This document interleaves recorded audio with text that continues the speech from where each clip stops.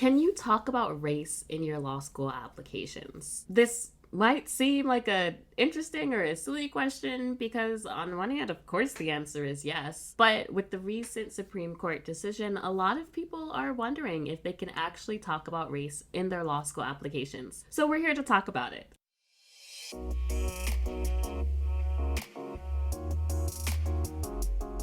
For those of you who are new, my name is Sydney Montgomery, and I'm the founder of S. Montgomery Admissions Consulting, a brand underneath the Barrier Breakers 501c3 nonprofit, where we specialize in working with first-generation and minority law school applicants. And we are so excited to talk to you about this. Now, if you have listened to my previous episode on Can You Talk About Faith in Your Law School Applications, this is going to seem fairly similar, but it's really important that we understand the nuances of this issue as well. So there are a number of places that you can talk about race in your law school applications. I should first start off by saying you absolutely can and you should talk about race in your law school applications. With the recent Supreme Court ruling, law schools aren't allowed to ask. You won't see a checkbox for your race this year, so they won't know your race unless you tell them. The opinion of the Supreme Court and Chief Justice Roberts was quite clear that nothing in the opinion prohibits an applicant from discussing their race in the application. And while race can't be taken into consideration in admissions as it traditionally used to be, admissions now have to have race-neutral or race-blind admissions policies. An applicant's race as it relates to courage, determination, and other values or hardships they've overcome, that can be taken into consideration as part of the admissions process. It's definitely a very fine line. And so, again, race itself can't be taken into consideration for admissions anymore. Race-conscious admissions was ruled unconstitutional in the June Supreme Court opinion. However, things like courage, determination, discrimination, socioeconomic factors, all of those things can still be used to build a diverse class. So it is very important for you as an applicant, if you come from a racial minority background, to make sure that the law school admissions readers, that they know that you self-disclose your racial background, and most importantly, how it relates to those particular factors. So there are 3 places where you can talk about, maybe 4, as I said last time, where you can talk about race in your law school application process. The first is your personal statement. We're going to talk about that. The second is your diversity statement. And we may see diversity statements change a little bit this year with the new Supreme Court ruling. So applications usually open in August. Some of them will open in September. I would not be surprised if application prompts looked a little bit different this year, as law schools are trying to figure out how to build that diverse class, because as I said in our video about the Supreme Court decision, law school deans absolutely still care about building a diverse class. They still care about diversity. They still want students from a variety of backgrounds, racial, socioeconomic, geographic, political, religious.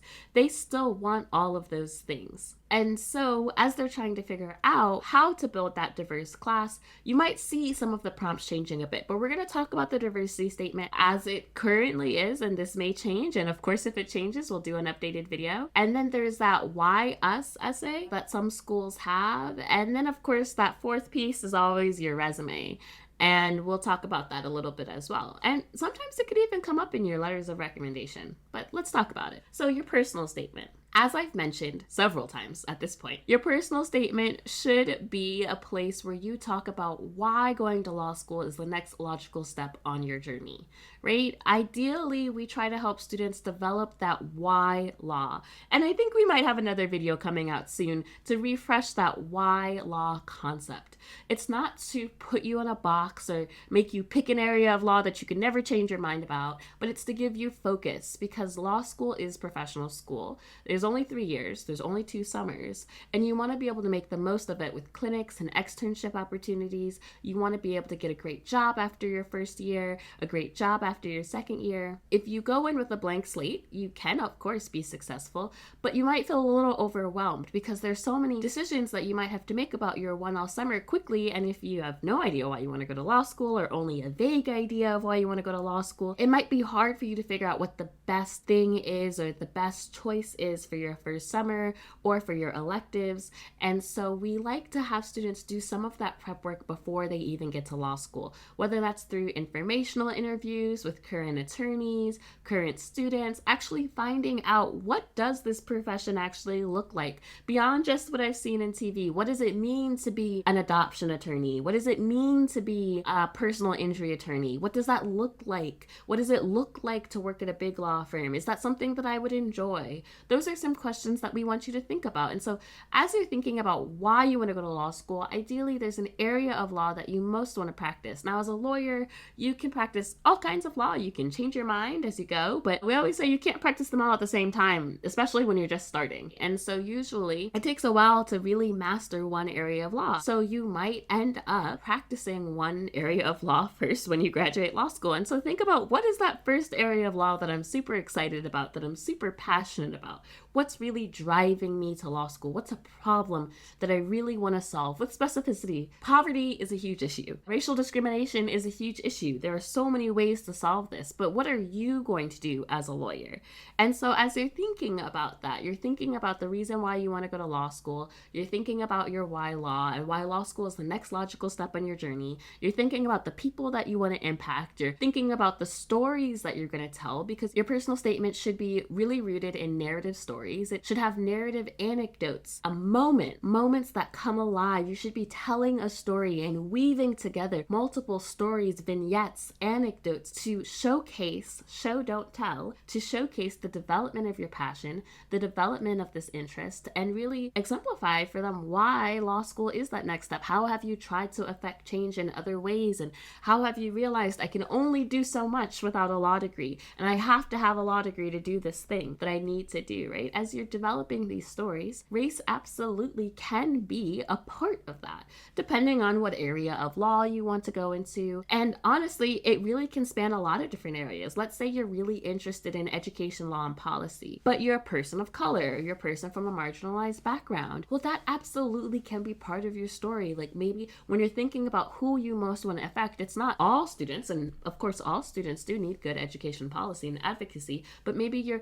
especially interested in other immigrant students like you or yourself. Maybe there's a story from your own education, something that you didn't have. Maybe you didn't have the advocate that you needed, and maybe you experienced racial discrimination in your education. And then you went on to help students that were like you, who didn't have that advocate, and you worked in different organizations, or you joined student groups on your campus to try to affect change, or you did some research in some areas around that. Ultimately, all of this has led you to law school. Well, you've just mentioned race. You've mentioned your background. You've mentioned your own personal story. It wasn't an entire essay on what it's like to be an immigrant or a person of color. Like, I mean, you would need more than 2 pages, of course, my gosh, right? There's so much. But you have mentioned it. Your identity has been part of the fabric of the stories that you've woven together as you've explained the development of your education law and advocacy passion, right? You can say the same thing for healthcare law. I mean, Black women mortality rates are unfortunately very high,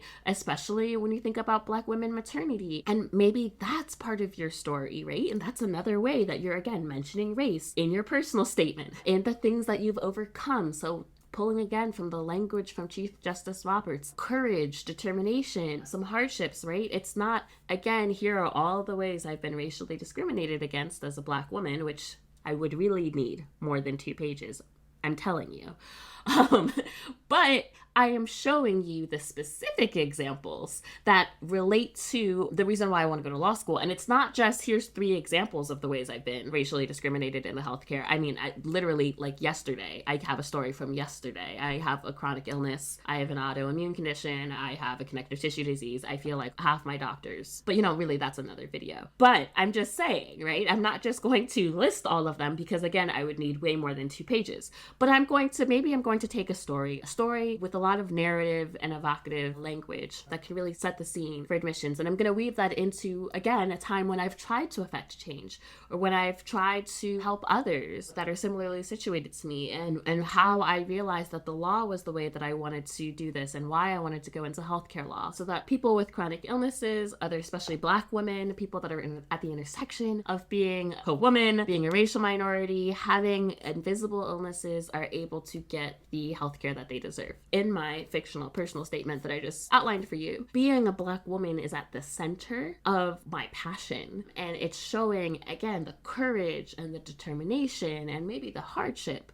but it's showing all of that with the strengths and what I've done and my accomplishments and why I would be a good law school student, and that I've really thought about this, and that law school really is the next logical step on my journey. So those are just some examples of how you can tie in race to your personal statement while still staying connected to the reason why you want to go to law school, your why law, all of those things. Now let's talk about your diversity statement.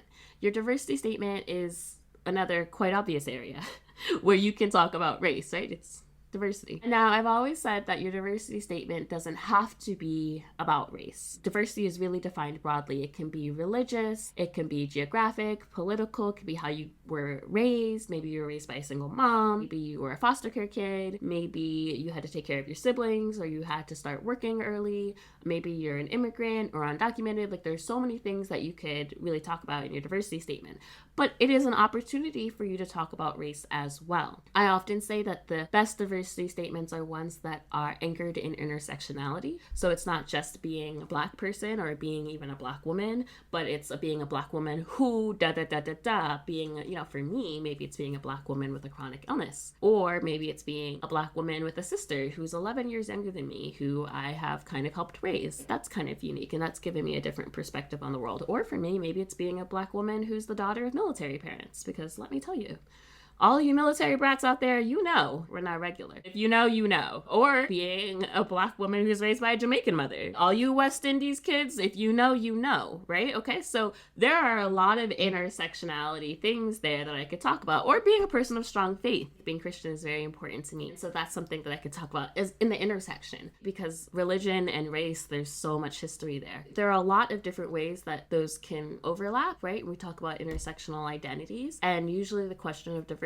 statements are, how has it given you a unique perspective that will be a benefit to the law school community? How do you interact with others and yourself? How do you think about things differently because of the unique combination of circumstances that you have had, because of what's in your background? And so absolutely, race can be part of that as well. And again, showing things like courage, determination, values, nuanced thinking. It doesn't only have to be hardship. It can be hardship, absolutely, but it can be other things as well. So you really have room for about 1.5, maybe 2 narrative anecdotal stories. But your life, you have to choose, right? Like, it's just a moment that really exemplifies or showcases a lot of what you're trying to show. And maybe it's a moment of growth. Sometimes people choose an inflection point, and I think that can be very powerful, right? You could probably get away with like 1.5 pages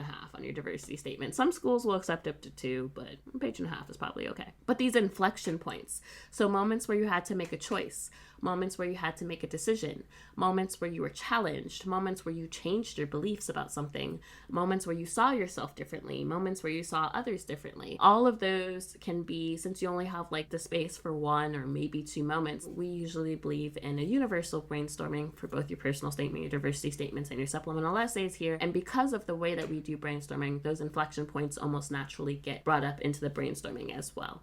But that is absolutely another place where you can mention race in your law school applications. The third place is those why us essays.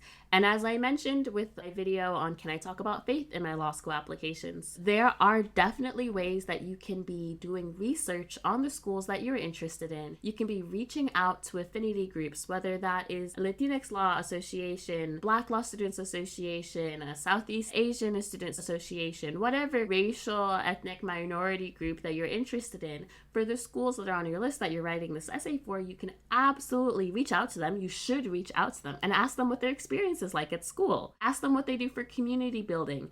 Ask them how they integrate with the campus. And then take that and use that information as part of why you're really drawn to the school. Now, here's the thing. Almost every school has a Black Law Students Association. So your essay can't really be like, oh, you have a strong Black Law Students Association. Like, oh, okay, did you actually talk to anyone, or are you just saying that? Do you even know, right? But think about like, I really love the way that in your Black Law Students Association, students are grouped into families with at least one 3L, one 2L, and one 1L student. That is really exciting to me because I'm really interested in making sure that I have bonds across years, not just with the first year cohort or my section, but that I will be able to get to meet third year students who can mentor me from day one. I really love also that the Black Law Students Association has a dedicated career fair or a resume book, and they have all these interactions with law firms throughout the year. So I feel like this is a school that will also support my career development. And I also love how the Black Law Students Association and all of the other affinity groups get together a couple of times a year for some shared cultural community events. I am making all of this up, by the way. But that's really important to me because I don't just want to hang out with other Black students, but it's really important to me that during law school, I take the opportunity to expand outside of my comfort zone and get to know students of other cultures and learn from them as well. I made all of that up. You can see that those are things that you can include in those kind of like why us essays that really show that you've done your research, but also mention your race. That's perfectly fine.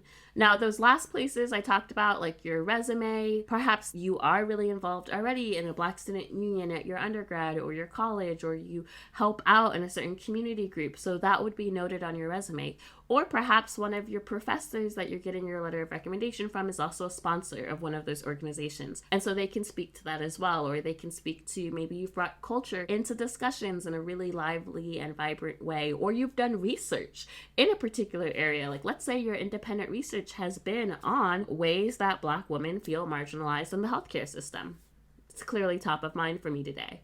If you've done a lot of independent research on that area, your professor could speak to that and maybe speak to how you have brought in your own personal experiences to bring your research alive. You're letting them know, hey, this is my race, right? So there's a lot of different ways that it can be part of your law school application. You absolutely shouldn't feel like you can't talk about race in your law school applications, because you absolutely can, and you should, but there are a lot of different ways to do it. There's not just one way. Everyone's way is going to be different. The most important thing is that it feels genuine to you, that it feels authentic to you, and that you are still telling them and explaining to them why law school is the next logical step on your journey, explaining to them how your perspectives will make their law school community better, and also showing them that you've done research on the school and that you are really passionate about that school and you're not just, rattling off things from the website. So hopefully this was helpful for you. As always, if you enjoyed this video, make sure you like and subscribe or follow us on the podcast. If you are not already part of our free Facebook group, Barrier Breakers Law School Edition, make sure that you are checking that out. We are a nonprofit organization, and so if you want to support us, we love accepting donations, whether from you or a friend. You can always go to barrier-breakers.org/donors. I hope that this was helpful, and we can't wait to see you soon.